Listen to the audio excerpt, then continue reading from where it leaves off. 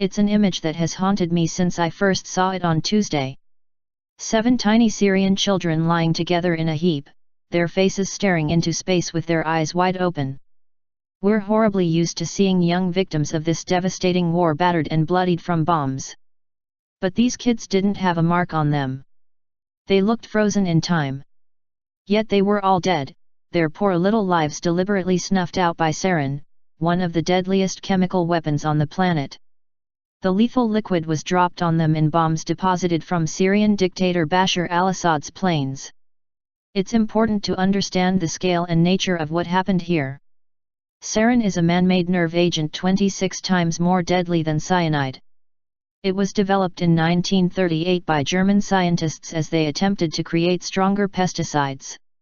The formula was swiftly passed to the military, who discovered it had such a horrendous impact on the human body it could become a weapon of mass destruction.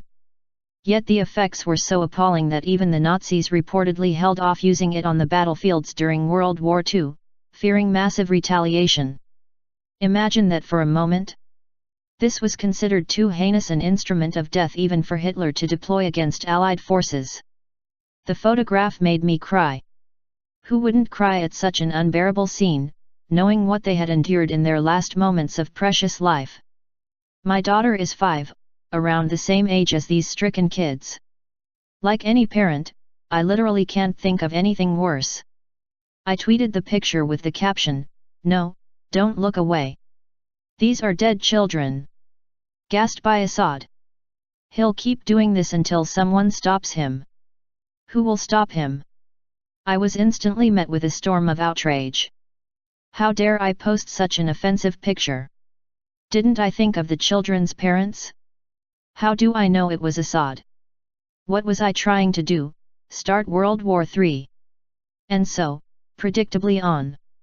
It turned out I wasn't the only one to feel as incensed by those images. President Donald Trump, watching on television at the White House, felt the same raging torrent of fury and despair. He's a loving father of 5. I've seen at first hand what a devoted dad he is to his children. Like me, and any parent, he'd have thought of his own dying like that. And like me, he'd have thought, who is going to stop this? The answer came last night. Trump ordered a ferocious attack on the Syrian air base from which the sarin-armed planes took off. A total of 59 Tomahawk cruise missiles thundered in from 2 U.S. battleships, wiping out everything that was there. It was a targeted, precise and highly effective attack. It was also entirely justified. Spare me all the Weasley words of dismay this morning at this U.S. military action. It wasn't just warranted, it was imperative. I say that as someone who campaigned vociferously to stop the disastrous war in Iraq, which was waged on the entirely false pretext of Saddam Hussein having WMD, and as revenge for the 9/11's attacks that had nothing to do with him. The crucial difference here is that Assad hasn't just got WM, he indisputably just used them on his people. The US tracked his planes on radar from their departure to their delivery of sarin-laced bombs. They saw it all happen in real time. And Assad is a repeat offender. In 2013, he unleashed sarin rockets on rebels in Ghouta, near Damascus, killing 1,729 people. That incident crossed a red line that President Barack Obama had publicly drawn in the sand just a year before. But when Assad duly crossed that red line, nothing happened.